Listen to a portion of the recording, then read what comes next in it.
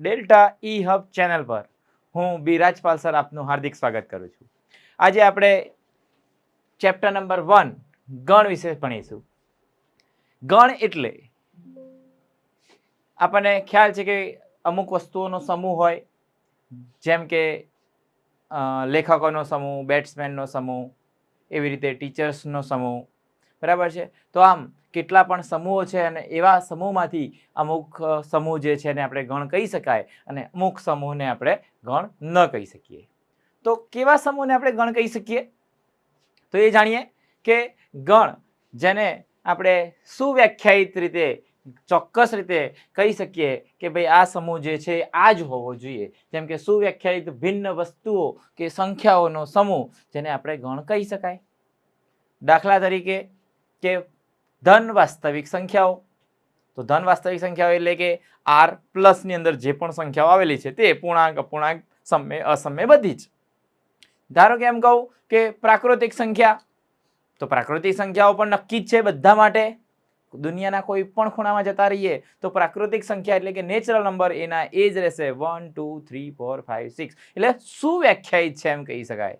બરાબર છે. તો આમ ગણ એટલે સુવ્યાખ્યાયિત ભિન્ન વસ્તુઓ કે સંખ્યાઓનો સમૂહ. જેને સંકેતમાં ગણ જે છે એને આપણે કેપિટલ લેટર્સમાં દર્શાવી શકીએ. એ બી સી કે પછી એ ટુ ઝેડ કોઈ પણ લેટર વડે દર્શાવી શકાય ગણને દર્શાવવા માટે. બરાબર છે. પરંતુ આપણે ગણની અંદર જે મેં તમને વાત કરી સંખ્યાઓ કે વસ્તુઓ જે છે એને જો દર્શાવવું હોય તો સંખ્યા દર્શાવવા માટે સ્મોલ લેટર્સનો ઉપયોગ કરીશું. સ્મોલ ઘટક છે એ, સ્મોલ એ, સ્મોલ બી, સ્મોલ સી. બરાબર. તો આ જે આપણને કેપિટલમાં આપેલા છે એ ગણને દર્શાવવા માટે લખવાનું હોય છે, કેપિટલ એ ટુ ઝેડ કોઈ પણ લેટર. બરાબર છે. પણ ગણનો સભ્યની વાત કરીએ કે ઘટકની વાત કરીએ તો આપેલા ગણમાં આવતી વસ્તુ કે સંખ્યાને તે ગણનો સભ્ય કે ઘટક કહે છે. ટૂંકમાં પ્રાકૃતિક સંખ્યાઓનો ગણ કીધો તો એમાં ઘટકો કયા કયા આવે? તો કે 1 2 3 4. તો આ જે છે એ ઘટક અથવા તો સભ્યો કહી શકાય. ચલો, તો સંકેતમાં ત્યાં આગળ વાત કરી કે સ્મોલ લેટર્સ વડે એને દર્શાવવામાં આવે. સ્મોલ પી, ક્યુ, આર આ વડે આપણે દર્શાવી શકીએ છીએ. બરાબર છે. ચલો, તો અહીં આપણને ગણ એટલે શું એ ખ્યાલ પડી ગયો કે સુવ્યાખ્યાયિત ઘટક એટલે કે એવો ઘટક કે જે ગણમાં છે કે નહીં તે ચોક્કસ રીતે નક્કી કરી શકાય તેવો ઘટક. બરાબર, જેને આપણે કહીએ છીએ ગણ. જો ઘટક એક્સ એ ગણ એ નો ઘટક હોય, ગણ એમાં આવેલો હોય, ઘટક એક્સ એ ગણ એમાં આવેલો હોય એટલે કે એનો સભ્ય હોય, તો આપણે એને એવું લખી શકાય એક્સ એ એમાં આવેલો છે એટલે કે એક્સ બિલોંગ્સ ટુ એ તેમ લખાય. એક્સ એ કોઈ વાસ્તવિક સંખ્યા કે પ્રાકૃતિક સંખ્યા કોઈ પણ સંખ્યા હોઈ શકે, એ ઘટક છે અને આ કેપિટલ છે એ ગણ છે. તો એક્સ એ ગણ એનો સભ્ય છે એમ દર્શાવવું હોય તો સાંકેતિક ભાષામાં આપણે એક્સ બિલોંગ્સ ટુ એ કહેવાય. એટલે બિલોંગ્સ ટુ દર્શાવે છે કે ઘટક એ ગણમાં આવેલો છે. ક્લિયર છે? યસ. અને ઘટક એક્સ એ ગણ એનો સભ્ય ન હોય તો આપણે શું લખી શકીએ કે x does not belongs to A લખાય. એટલે કે એક્સ એ ગણ એમાં આવેલો નથી. બરાબર છે. એક્સ જે છે ઘટક છે અને એ જે છે કેપિટલ એ એનો ગણ છે. બરાબર. એક્સ ઘટક કહી શકાય અને એ ગણ કહેવાય. તો એક્સ એ એમાં આવેલો ન હોય તો x does not belongs to A લખાય. ક્લિયર છે વિદ્યાર્થી મિત્રો? તો આગળ વધીએ કે ગણને દર્શાવવાના છે. તો ગણને દર્શાવવા માટે કેવી રીતે દર્શાવવું એને? તો એને માટે બે મેથડ છે. એક યાદીની રીત. યાદીની રીતને આપણે કોષ્ટકની રીત પણ કહી શકીએ. બરાબર છે. યાદીની રીત જે છે એને કોષ્ટકની રીત પણ કહી શકાય. તો યાદીની રીતમાં કેવી રીતે લખાય? તો ગણના ઘટકોને યાદી સ્વરૂપે લખાય છે, જે યાદી દર્શાવવામાં આવે અને બે ઘટકોને જુદા પાડવા માટે વચ્ચે અલ્પવિરામ લખવામાં આવે. ધારો કે એમ કહું કે ગણ એ, તેને છગડીયા કૌંસમાં દરેક ઘટક લખવાના, જેમ કે એ, બી, પણ આ બંને ઘટક વચ્ચે અલ્પવિરામ દર્શાવવાનું. ધારો કે ત્રીજો ઘટક હોય સી, ધારો કે આમાં ઝેડ સુધીના ઘટક છે, તો આ રીતે આપણે છગડીયા કૌંસમાં દરેક ઘટકની વચ્ચે અલ્પવિરામ લખીને દર્શાવવામાં આવે છે. અલ્પવિરામ છગડીયા કૌંસમાં અથવા તો ધનુષ કૌંસ પણ કહી શકાય છગડીયા કૌંસને. બરાબર છે.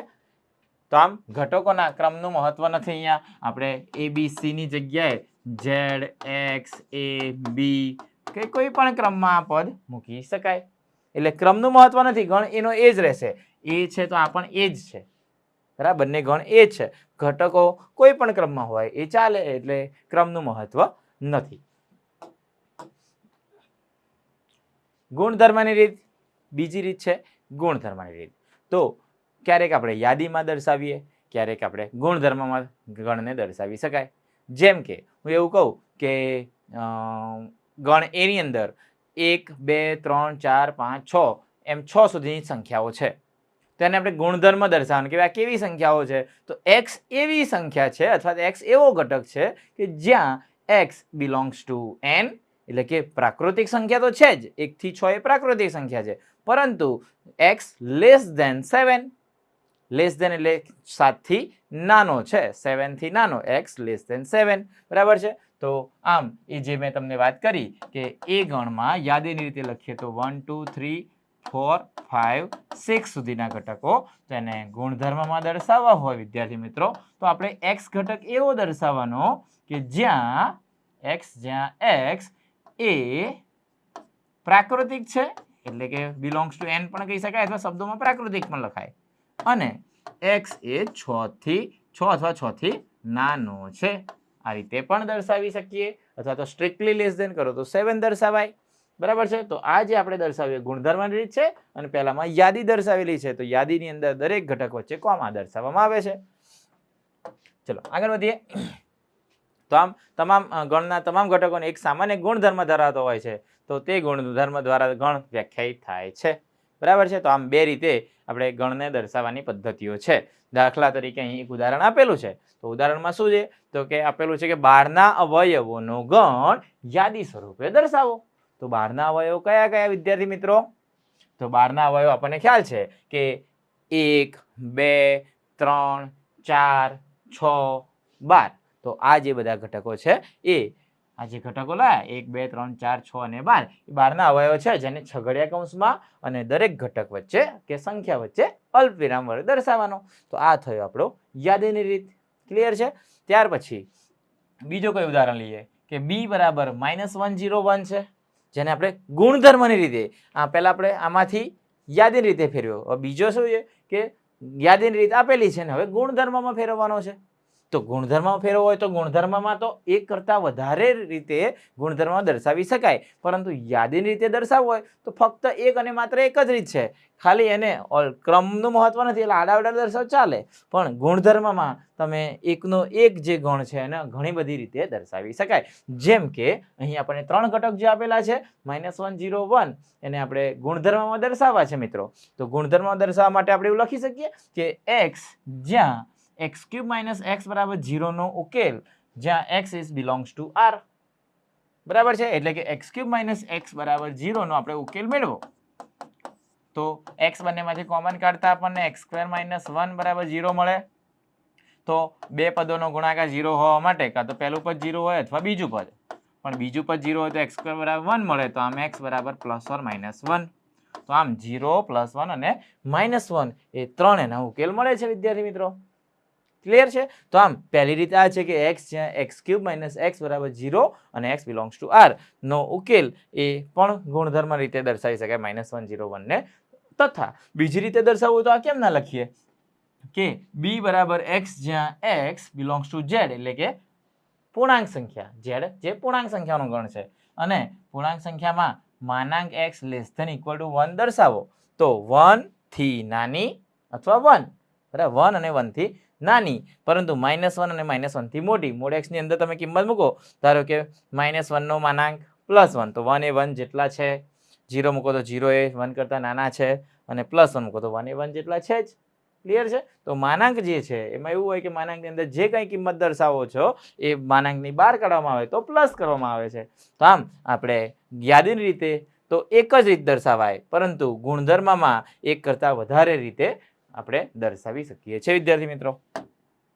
ચલો આગળ વધીએ કે ત્રીજી રીતે પણ અહીં આપણે દર્શાવેલો છે કે x જ્યાં x belongs to z, mod x less than 2, એટલે સ્ટ્રિક્ટલી લેસ ધેન અહીં આપેલો છે. આ રીતે દર્શાવેલો છે મિત્રો કે b x જ્યાં x બિલોંગ્સ ટુ z, અને mod x strictly less than 2, એનો એટલે કે 2 નહીં પણ 2 થી નાની કિંમત હોવી જોઈએ, માનાંકની કિંમત 2 થી નાની હોવી જોઈએ. એટલે એમાં 0 મૂકીએ, 1 મૂકીએ અને -1 મૂકો તો જ એનો માનાંક 2 થી નાનો થવાનો છે. બરાબર છે. તો આમ ત્રીજી રીતે પણ આ રીતે દર્શાવી શકાય. તો આમ યાદીની રીતે તો એક જ રીતે દર્શાવાય, પરંતુ ગુણધર્મમાં 2, 3, 4, 1 થી વધારે રીતે દર્શાવી શકાય. બરાબર છે. ચલો આગળ વધીએ. કેટલાક ઉપયોગી ગણ છે જે આપણે અમુક ગણ હોય એના નામ આપેલા છે, એટલે વ્યાખ્યાઓ આપેલી છે. કે પહેલો ગણ છે અહીં કે n. તો n આગળ જ વાત કરી કે આ તો આપણે પહેલા પણ ભણી ગયેલા છે આગળના ધોરણમાં કે પ્રાકૃતિક સંખ્યાઓ, તો પ્રાકૃતિક સંખ્યાનો સમૂહ ત્યાં વાપરતા હતા શબ્દ. જ્યારે અહીં આપણે જે છે પ્રાકૃતિક સંખ્યાઓનો ગણ લેવાનો છે. તો પ્રાકૃતિક સંખ્યાનો ગણ એટલે એને છગડીયા કૌંસમાં દરેક સંખ્યાની વચ્ચે અલ્પવિરામ કરવામાં આવે છે. બરાબર છે. તો પ્રાકૃતિક સંખ્યાઓ કઈ કઈ? તો 1, 2, 3, 4 અપ ટુ ઇન્ફાઇનાઇટ સુધી, ઇન્ફાઇનાઇટ અનંત પદો સુધી. બરાબર છે. યસ. તેવી રીતે બીજો ગણ છે W, જે પૂર્ણ સંખ્યાઓનો ગણ કહેવાય, જેમાં પ્રાકૃતિક સંખ્યાઓ તો આવે જ, પરંતુ સાથે સાથે એક સંખ્યા બીજી એડ થાય. તો કઈ? તો આ બધા પ્રાકૃતિક સિવાય એક 0 એડ કરવી પડે. તો 0 અને તમામ પ્રાકૃતિક સંખ્યાઓનો ગણ એટલે જ પૂર્ણ સંખ્યાઓનો ગણ. પૂર્ણાંક નથી વિદ્યાર્થી મિત્રો, પૂર્ણ છે. પૂર્ણાંક તો તમે ભણી ગયા છો, પણ હોલ નંબર્સ કદાચ તમારા નહીં આવ્યો હોય.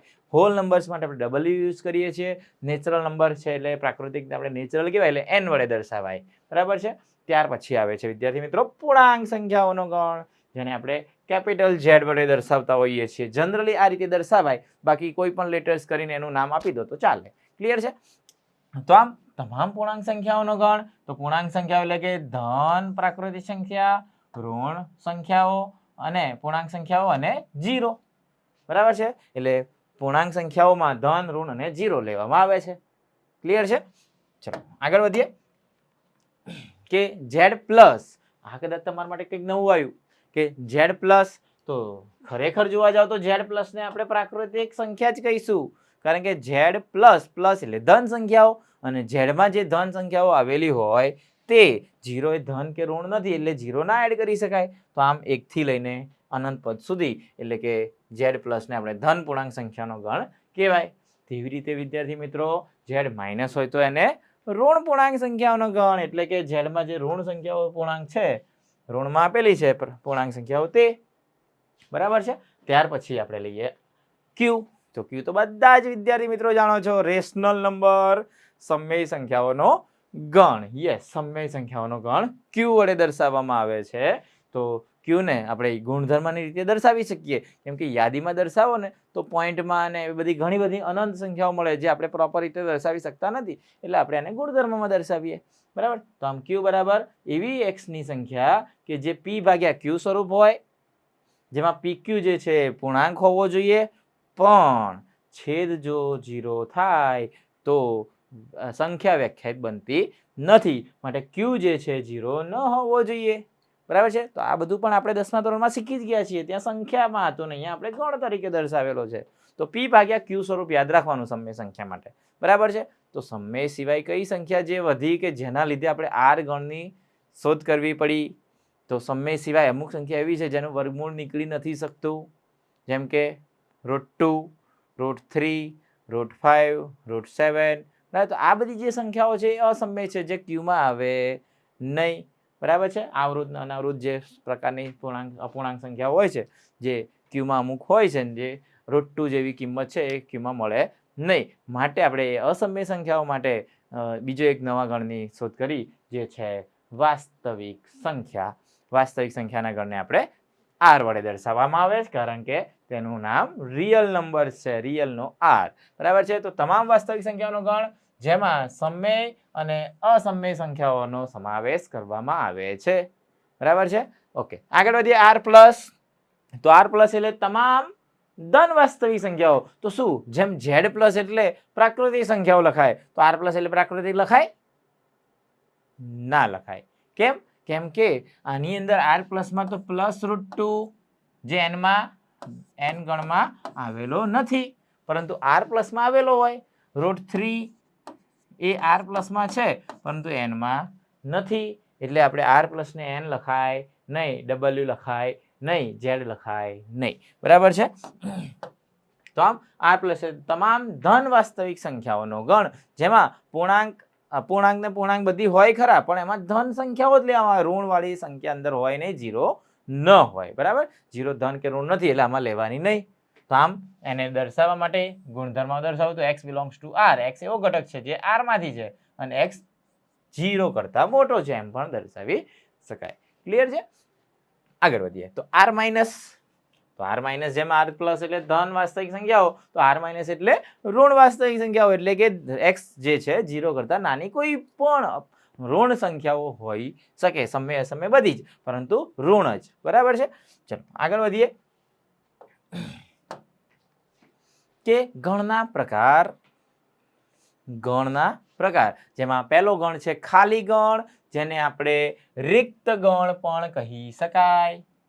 ખાલી ગણ અથવા તો રિક્ત ગણ, જેને આપણે ઇંગ્લિશમાં વર્ડ યુઝ કરીએ તો ખાલી એટલે તમે તમારા મોબાઈલ જ્યારે મેમરી ડિલીટ મારી દો તો અંદર તમને વંચાશે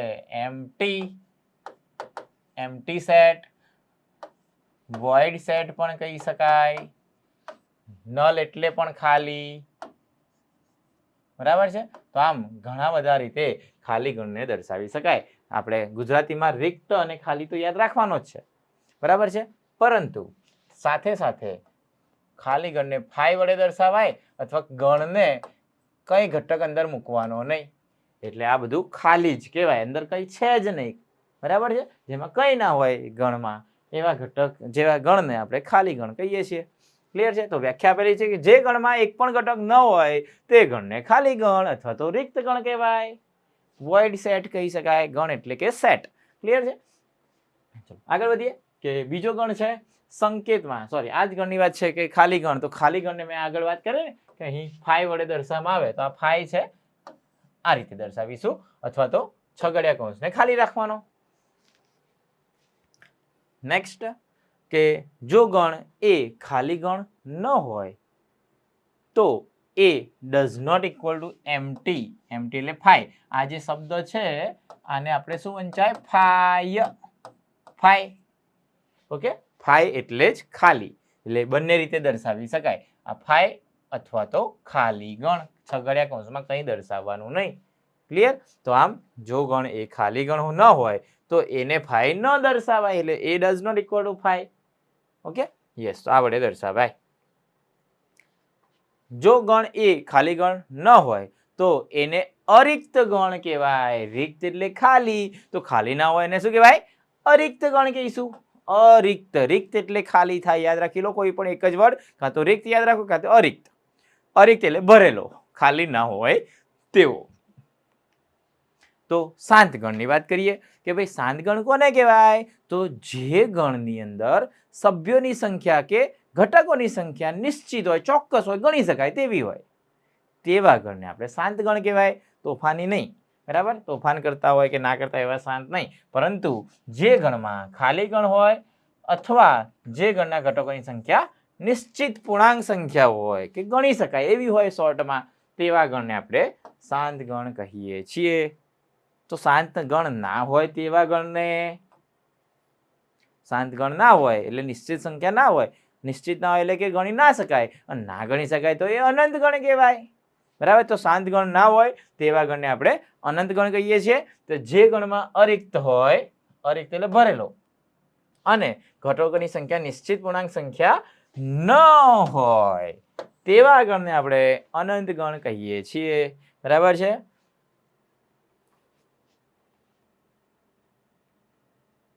સમાન ગણ. નેક્સ્ટ સમાન, સમાન, સમાન, સમાન. સમાન તો શબ્દ સાંભળેલો જ છે.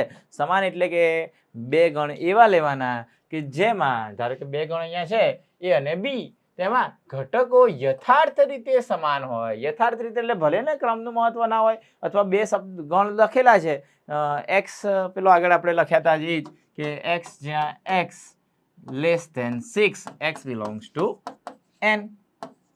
બરાબર છે? એક ગણ આપણે દર્શાવીએ અને બીજો ગણ અહીંયા બી દર્શાવીએ, 1 2 3 4 5. તો આપણે ભલે યથાર્થ રીતે તો સમાન છે જ ને, દેખાવમાં અલગ લાગે છે કે બંનેમાં કંઈક અલગ અલગ કિંમત હોય, પણ એક ગુણધર્મ રીતે દર્શાવે, એક યાદી રીતે દર્શાવેલો છે. બાકી તો બંનેમાં ઘટકોની સંખ્યા જોઈએ તો ઘટકોની સંખ્યા પણ સમાન થાય ને ઘટકો પણ એના એ જ હોય, ભલે ક્રમમાં આડાવડા લખ્યા હોય. બરાબર છે. તો આમ આવા ગણને આપણે સમાન ગણ કહીએ છીએ, જેને આપણે a બરાબર b વડે દર્શાવી શકાય સંકેતમાં. અને જો સમાન ના હોય તો સીધી વાત છે કે બરાબર નહીં દર્શાવ, નોટ ઇક્વલ ટુ દર્શાવી તો બરાબર નથી. બરાબર. ઉપગણ ટોપિક બહુ જ સરસ છે. આ ટોપિક પર ખાસ ધ્યાન રાખીશું કે ઉપગણ કોને કહેવાય. ઉપગ્રહ જેમ આવે એવી રીતે ઉપગણ પણ હોય કે જો ગણ a નો પ્રત્યેક ઘટક ગણ b નો પણ ઘટક હોય, ગણ એની અંદર જેટલા પણ ઘટકો છે એ બધા ઘટકો ગણ બી માં આવેલા હોય તો ગણ એ ને ગણ બી નો ઉપગણ કહે છે. દાખલા તરીકે સમજાવું તો દાખલા તરીકે એ ગણની અંદર માની લો કે 2 અને 4 એમ બે જ સંખ્યાઓ છે. તો આની અંદર જે બંને સંખ્યાઓ જે છે એ ગણ બી માં તો છે જ, 1 2 3 4 5, પણ એના સિવાય અન્ય પણ સંખ્યાઓ છે.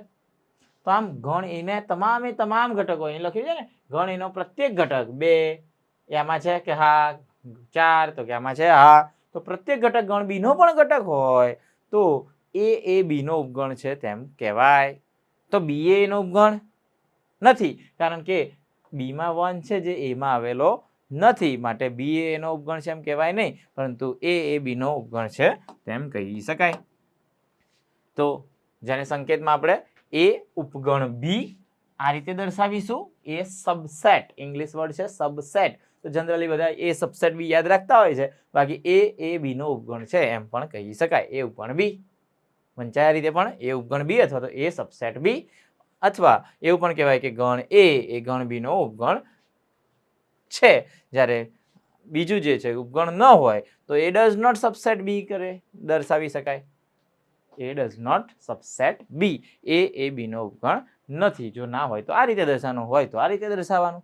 બરાબર. તો આના સ્વાધ્યાયની અંદર આપણે પણ આ ઉપગણ છે કે નહીં બધું આપણે દાખલાઓ જોવાના જ છીએ. અત્યારે આપણે ચેપ્ટરમાં જે થિયરીઓ આવે છે એ થોડી જોઈ લઈએ. બરાબર. ત્યાર પછી સ્વાધ્યાય જોઈએ. યાદ રાખવાનું છે વિદ્યાર્થી મિત્રો કે જો કોઈ ઘટકની વાત કરતા હોઈએ અને એ ઘટક ગણ એમાં આવેલો છે, કોઈ ઘટક એ જે છે એ એમાં આવેલો, કેપિટલ એમાં, નાનો ગણ ઘટક જે લેટર્સ છે એ ઘટક દર્શાવે અને કેપિટલ છે એ ગણ દર્શાવે.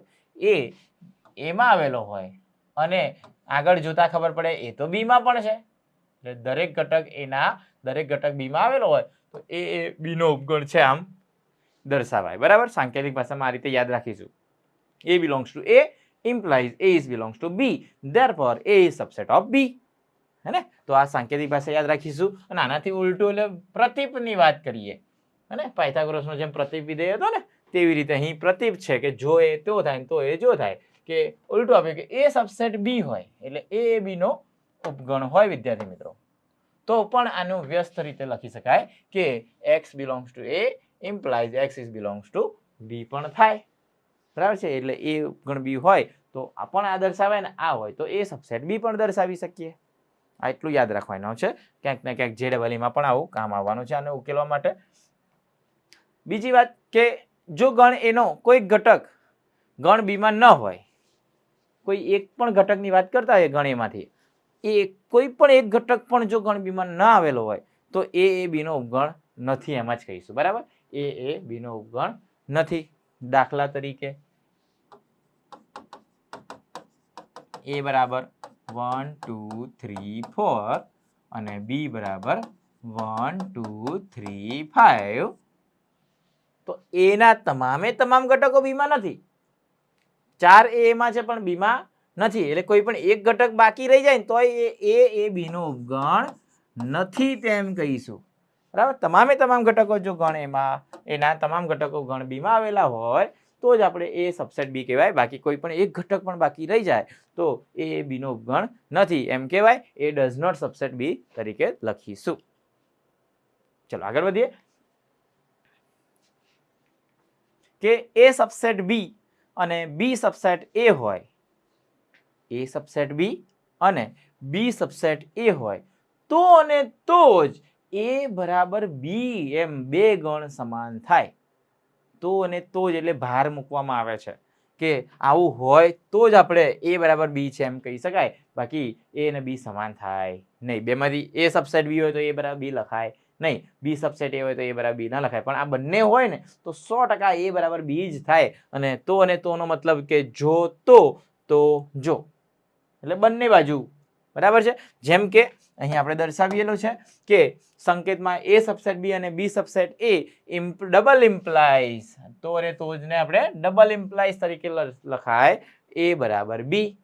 એટલે કે અહીંથી ડાબેથી જમણી તરફ ને જમણેથી ડાબી બાજુ કે આ હોય તો આ થાય અને એ બરાબર બી હોય તો એ સબસેટ બી અને બી સબસેટ એ પણ થાય.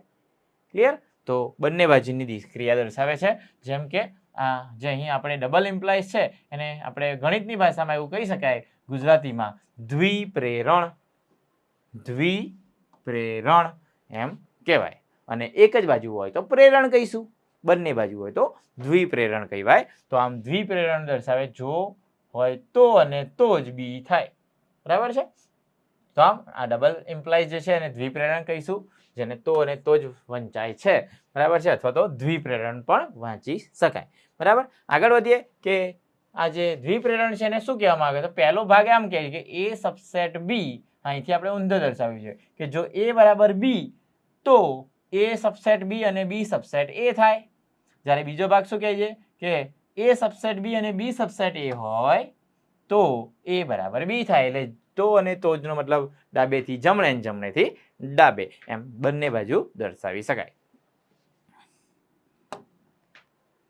દરેક ગણ પોતાનો ઉપગણ હોય જ.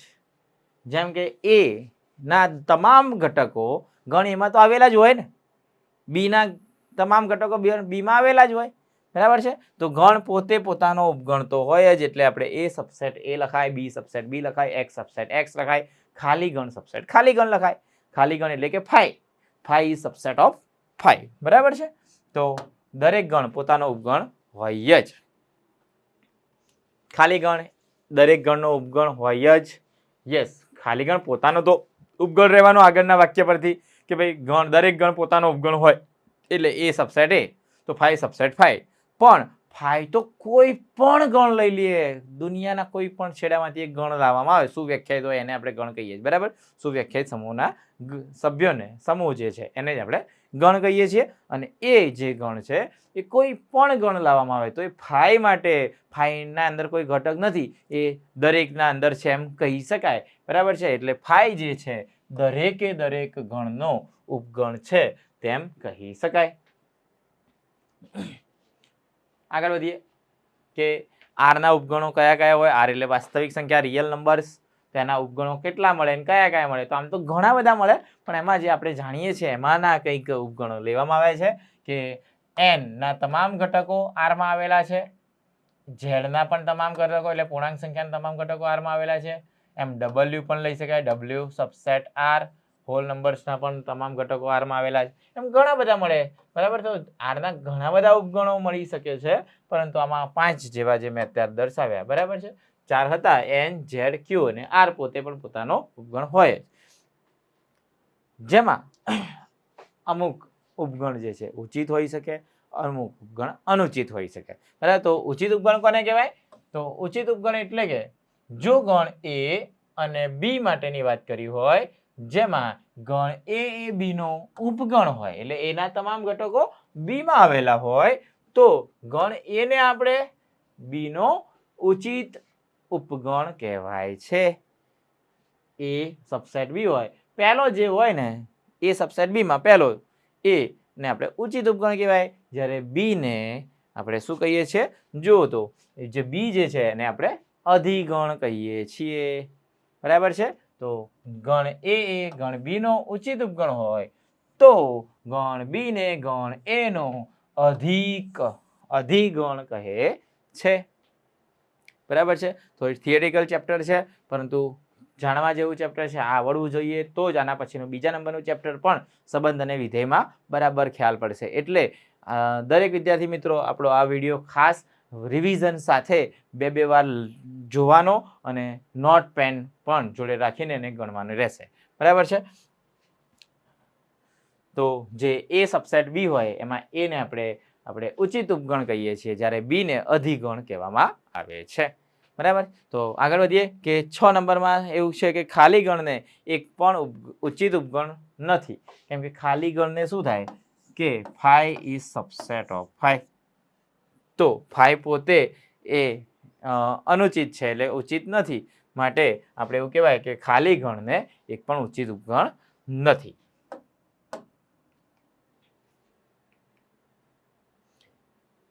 અમુક ગણ માટે આપણને એક કોષ્ટક દર્શાવેલું કે એના કેટલા કેટલા ઉપગણો મળે, કયા કયા મળે. તો એક રસપ્રદ સંબંધ પણ દર્શાવ્યો, છેલ્લે આપણે દર્શાવીએ કે કોષ્ટકમાં ગણના સભ્યોની સંખ્યા અને તેના ઉપગણો વિશે દર્શાવેલું છે કે ગણ જે છે એ 5 છે. 5 ઓકે, 5 એટલે આ રીતે આપેલો છે, આ 5 બરાબર છે. તો 5 ની અંદર એના ઉપગણની વાત કરો તો પોતે એક જ 5 ઉપગણો, એટલે આના દરેક ઘટકો એમાં આવેલા છે એટલા એનો ઉપગણ કહેવાય. બરાબર છે. તો ઉપગણો એક જ મળે. સભ્યોની સંખ્યા કેટલી આ ગણમાં? 5 એટલે ખાલી ગણ, જેમાં એક પણ સંખ્યા નથી, એટલે સભ્યોની સંખ્યા 0, જેને આપણે n વડે દર્શાવો તો જે 0 છે. તો ઉપગણની સંખ્યા કેટલી? એક જ મળી. તો 1 એટલે કે 2 ની 0 ઘાત. કોઈ પણની 0 ઘાત 1 થાય, પરંતુ અહીં આપણે 2 ની 0 ઘાત એટલા માટે યાદ રાખીએ કે આગળ આપણે એની જરૂર પડવાની છે. બરાબર. તો એક જ ઉપગણ મળ્યો. તો ઉચિત ઉપગણની સંખ્યા કેટલી? તો ઉચિત તો કોને કહેવાય? જે એ સબસેટ બી હોય તો એને આપણે ઉચિત કહીએ છીએ. આ તો બંને બાજુ 5 છે એટલે ઉચિત ઉપગણ આમાં નથી. બરાબર. તો ઉચિત ઉપગણ નથી એટલે 0. તેવી રીતે ધારો કે આ બીજો એક ગણ દર્શાવેલો છે, આપણે એ 5 લઈ લઈએ. બી ગણને આપણે એ ઘટક દર્શાવેલો છે, એક જ ઘટક આવેલો છે. તો એના ઉપગણો લઈએ તો 5 તો દરેક ગણનો ઉપગણ હોય જ, પણ સાથે સાથે ગણ આ પોતે પણ પોતાનો ઉપગણ હોય, એટલે 2 અહીં ઉપગણો મળે છે. તો આમ ગણ એમાં ગણ બીમાં એક જ સંખ્યા છે. ગણ બીમાં સભ્ય સંખ્યા 1, તેના ઉપગણોની સંખ્યા કેટલી? તો 1 અને 1 2. તો 2 ને આપણે 2 ની 1 ઘાત દર્શાવી શકીએ. બરાબર છે. તો આમ ઉચિત ઉપગણની સંખ્યા એટલે કે આ 2 પોતે અને 5 જે છે ખાલી ગણ, એ બંનેને આપણે ઉચિત ઉપગણ નથી એમ કહી શકાય. બરાબર. તો આપણે એવું કહેવાય કે આ ઉચિત ઉપગણ નથી, એટલે કે આને દૂર કરવામાં આવે. ઉચિત ઉપગણની સંખ્યા કેટલી છે? તો ઉચિત નથી એટલે 2 માંથી 2 બાદ કરો એટલે 0 મળે. સૂત્ર આગળ તમને દર્શાવી દઉં છું. અત્યારે થોડી વાર ધ્યાન આપો, જેટલું આગળ જશે એટલું વધારે ખબર પડશે. કે ત્રીજા ગણની વાત કરીએ, સી ગણમાં, જેમાં 2 ઘટકો છે, એ અને બી. તો 2 ઘટકો છે તો એના ઉપગણની સંખ્યા એક 5 જે દરેક ગણનો ઉપગણ હોય, ગણ પોતે જે દરેક ગણનો પોતાના ગણનો જ ઉપગણ હોય, એટલે આ 2 તો આમાં પણ આવે છે. પરંતુ ગણ આ એક ગણ લીધો એ ફક્ત, તો આના તમામ ઘટકો સી માં આવેલા છે. આ જે ફક્ત બી વાળો છે એના પણ તમામ ઘટકો ગણ સી માં આવેલા છે. એટલે 4 જે ગણ છે એ સી ના ઉપગણ છે એમ કહેવાય. તો આમ ઘટકની સંખ્યા 2 છે તો ઉપગણની સંખ્યા કેટલી મળી? 4. 1 2 3 અને 4 મળે છે. ક્લિયર છે? તો 4 જે છે એને આપણે 2 નો વર્ગ કહી શકાય. ઓકે. જ્યારે ઉચિત ઉપગણની સંખ્યા એટલે તો 2 અનુચિત હોય, એક ગણ પોતે અને એક 5. તો આપણે 4 માંથી 2 બાદ કરો એટલે ઉચિત ઉપગણની સંખ્યા 2 મળે. તેવી રીતે 3 સભ્ય સંખ્યા હોય, ઘટકોની સંખ્યા 3 હોય, ગણમાં ઘટકોની સંખ્યા 3 છે, તો એના ઉપગણો અહીં આપણને મળે છે 8. 5 ફક્ત એ, ફક્ત બી, ફક્ત સી, એ બી, એસી, બીસી ને એબીસી, જેમાં આ ગણ પોતે અને 5 જે છે અનુચિત કહીશું અને બાકીના બધા ઉચિત ઉપગણ છે. તો આમ સભ્ય સંખ્યા 3 તો ઉપગણની સંખ્યા 8. 8 તો 8 જે છે 2 ના ઘન વડે દર્શાવી શકાય. ઓકે. તો અહીં આપણે એવું એરો કરીને કાં તો આ 2 ની 0 ઘાત 1 છે, બરાબર જ બધું. તો આમ 2 નો ઘન એટલે કે 8. તો આમ એમાં ઉચિત ઉપગણની સંખ્યા તો 2 એવી સંખ્યા છે જે અનુચિત છે, એક ગણ પોતે અને એક 5. એટલે આપણે જે ઉચિત ઉપગણ કેટલા? તો 8 માંથી 2 બાદ કરો એટલે કે 6. તો આમ n સંખ્યા હોય ગણમાં તો પછી એના ઉપગણોની સંખ્યા કેટલી? તો અહીં સૂત્ર બની શકે કે 2ની 0 ઘાત, જ્યારે 0 સંખ્યા હોય, 1 સંખ્યા હોય તો 2ની 1 ઘાત, 2 સંખ્યા તો 2ની 2 ઘાત, 3 સંખ્યા તો 2ની 3 ઘાત. 3 ઘટકમાં ગણમાં 3 ઘટકો છે એટલે 2ની 3 ઘાત જેટલા ઉપગણો મળે. તો આમ n ઘટકો હોય તો 2ની n ઘાત જેટલા ઉપગણો મળે. જ્યારે ઉચિત ઉપગણની સંખ્યાની વાત કરીએ તો આમાં 2 માઇનસ થાય, 2 માઇનસ થાય, 2 માઇનસ થાય. આમાં તો એક પણ હતા જ નહીં. બરાબર, ઉચિત ઉપગણો મળે જ નહીં, કેમ કે એક પણ ગણ 5 જે છે તો ઉચિત નથી, એટલે માટે એમાં 0 જ મળે. એટલે 0 માં -2 કરવાથી -2 અનુચિત મળે, ઉચિત ઉપગણ મળે એવું બને નહીં. માઇનસમાં તો હોય જ કેમની સંખ્યાઓ, બરાબર. એટલા માટે એમાં 0, 2 - 2 4 - 2 8 - 2 એટલે જ્યાં 2n છે એમાં 2 2 2 દૂર કરેલા છે. તો આમ ઉચિત ઉપગણની સંખ્યા જે છે એનું સૂત્ર બને 2n - 2. પરંતુ અમુક મટીરિયલની અંદર તમને 2n - 1 જોવા મળશે, અમુક મટીરિયલમાં 2n - 2 જોવા મળશે. કારણ કે જૂની મેથડ પ્રમાણે એવું હતું કે a સબસેટ b અને a does not equal to b હોય તો આપણે એવું કહેવાય કે તે ઉચિત ઉપગણ છે. બરાબર, એને આપણે ઉચિત ઉપગણ કહીએ છીએ. પરંતુ હવે પાછી વ્યાખ્યા બદલાઈ ગઈ છે નવી બુક પ્રમાણે, એટલે ઉચિત ઉપગણની સંખ્યાનું સૂત્ર યાદ રાખીશું 2n - 2 લેવાનું. એક ગણ પોતે અને ફાઈ દરેકમાં આવે છે એટલા માટે આને આપણે અનુચિત ગણવાના, બાકી બધા એના સિવાયના જે મળે છે બધા ઉચિત ગણીશું. હા, બાકી ઓપ્શનમાં તમને 2n - 2 ન આપેલું હોય તો તે દરમિયાન 2n - 1 વાળું ઓપ્શન ટીક કરી દેવાનું. બાકી 2n - 2 જે ઉચિત ઉપગણની સંખ્યા થશે. તો આમ વ્યાપક રીતે જો કોઈ ગણમાં સભ્યોની સંખ્યા n હોય તો તેના ઉપગણની સંખ્યા 2n થાય, અને ઉચિત ઉપગણની સંખ્યા જે છે એને 2n - 2 કહેવાય. પહેલામાં ઉપગણોની સંખ્યા છે 2n, પહેલામાં જે આપેલો છે ઉપગણોની સંખ્યા છે 2n, જ્યારે બીજામાં આપેલો છે ઉચિત ઉપગણની સંખ્યા. ઉચિત ઉપગણની સંખ્યા 2n - 2. બરાબર છે. એટલે દરેકમાં જે પણ જવાબ મળે ઉપગણોની સંખ્યામાં 2 દૂર કરી દેવાના. પરંતુ 5 હોય ત્યારે 2 દૂર કરવાના નહીં. એ સૂત્રમાં નહીં મૂક, ડાયરેક્ટ શોધી કાઢવાના કે 5 માટે ઉપગણો કેટલા, તો કે 5 પોતે, અને 5 પોતે છે તો એને આપણે દૂર કરી દઈએ એટલે એક પણ ઉચિત ઉપગણ મળે નહીં. ઘાતગણ. ઘાતગણ એટલે કે ઘાતને આપણે પાવર કહીએ છીએ તો પાવર સેટ, ગણ એટલે સેટ થાય. તો ઘાતગણ એટલે પાવર સેટ. કોઈ પણ ગણ એ માટે એના તમામ ઉપગણો લેવા જોઈએ અને એ ઉપગણોથી બનતા ગણને આપણે શું કહેવાય? ઘાતગણ એટલે કે p ઓફ a કહેવાય છે. એના તમામ ઉપગણોથી બનતા ગણને એનો ઘાતગણ કહેવાય છે. તો p ઓફ a વડે દર્શાવાય. બરાબર, તો આ p ઓફ a કહેવાય એટલે કે ઘાતગણ કહેવાય, અને એને p ઓફ a વડે દર્શાવી શકાય. p ઓફ a એટલે આમ જોવા જઈએ છેલ્લું ચેપ્ટર આપણું છે સંભાવના, તો પ્રોબેબિલિટી ઓફ a, સંભાવના એની સંભાવના કેટલી, પરંતુ એ તો ચેપ્ટર ઉપરથી આગળ શબ્દ લખેલો જ હશે. જો સંભાવના હશે તો સંભાવના, બાકી ઘાતગણ હશે તો p ઓફ a દર્શાવેલો છે. બરાબર, તો શબ્દોમાં લખેલું હશે એટલે બંનેનો મતલબ તો દર્શાવવામાં એક જ રીતે આવે છે. પરંતુ આ ઘાતગણનો p ઓફ a છે. સંભાવનામાં પણ આ જ રીતે p ઓફ a આપેલો હોય છે જે એની સંભાવના દર્શાવે છે. તો આમ એમાં ઘટકોની સંખ્યા n હોય તો એના ઉપગણની સંખ્યા 2 ઘાતગણના ઘટકોની સંખ્યા 2n કહી શકાય. બરાબર છે. તો આજનું સેશન આપણે અહીં પૂર્ણ કરીએ.